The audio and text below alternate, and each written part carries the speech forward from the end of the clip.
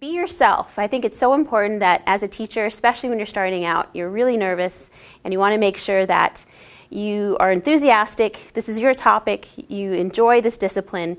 If your students see this enthusiasm in you, they're going to catch on to that enthusiasm, and it's contagious. I don't think you can wing a positive learning environment. I don't think you can just sort of show up half prepared to class or do it the night before. I'm a bit obsessive, but I tend to lay out all my classes before the term starts, like with everything, with the exams and all the expectations, because you have to see how all the pieces fit together. And I think that creates a super positive learning environment because people come in knowing that the foundation is there, nothing's going to be loose or changing, it's organized, it's structured, and they're going to be learning things of value through selected exercises and different assessment tools. So I think that actually sets the foundation, and a lot of people forget about that, and they think it's more what happens in the classroom, but I think a lot of it is what happens outside the classroom before you get there.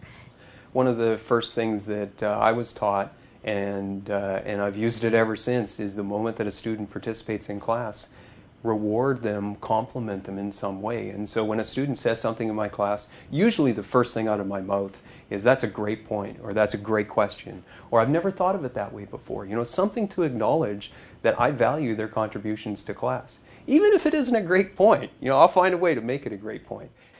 So I really work hard at getting to know students and getting them to be familiar with one another, their background, their interests, what they bring to the class. So the first few classes that I have are spent engaging in a way that makes people feel like they're valued, that they have something to share in the class. And that means going around the room, introducing, talking about their experiences. I like to have little one-on-one conversations as we go through the whole class, find out where people's hometowns are, for example, some of their more positive experiences when it comes to teaching, working in the classroom. If it's a class that's specific about technology, you want to ask them about their background and how comfortable they are. And I think for me that really lets people know that it's not going to be me spewing forth, but it's a collective learning experience when we're all together, and it's been very, very successful in my courses. Well, one of the first things I do is make sure I learn all the student names as early in the term as possible, and then use their names when calling on students or answering their questions. And using those names when I'm referring to something that one of the other students has said. One particular way that I like to foster that is simply, if your class is small enough, taking attendance at the beginning of each class. That for me is a great way to pause at the beginning and brings out some humanity in both myself and my students. So, you know, I'll call someone's name and ask them, how are you doing today? Or how was your morning? Or what are you planning on doing this afternoon? Or what are your big weekend plans? And making eye contact with the student and posing just a simple question. Yeah. And I think that that an authoritarian approach doesn't really have a place in the classroom, at least not in my classroom. It would never work for me.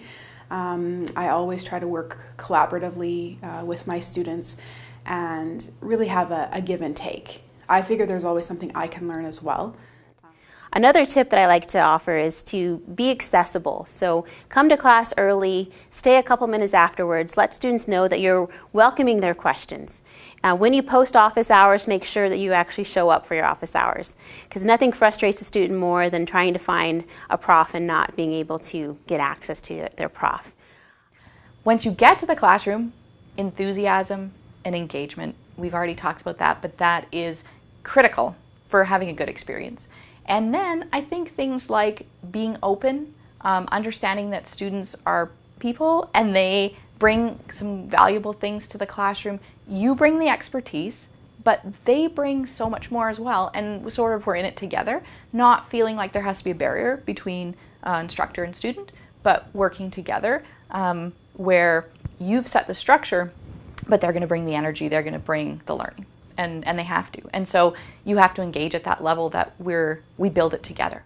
And work to make your classroom a safe place, especially if you're going to be working a lot of dialogue into your answers, into your questions rather.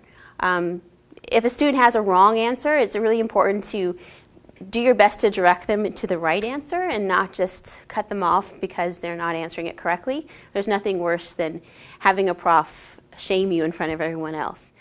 The other thing is I don't take myself too seriously either, so quite often I'll make fun of what it is I've just done in a rather clumsy or inadvertent way in class, and so I think that keeps things lighthearted. But the students know that what we're doing is serious and that it is not just fun and games, and so they do realize that despite it being a comfortable and positive environment, it still is a challenging environment, and I think it's important to have that balance because it might be easy to slide into becoming an entertainer as opposed to an educator. And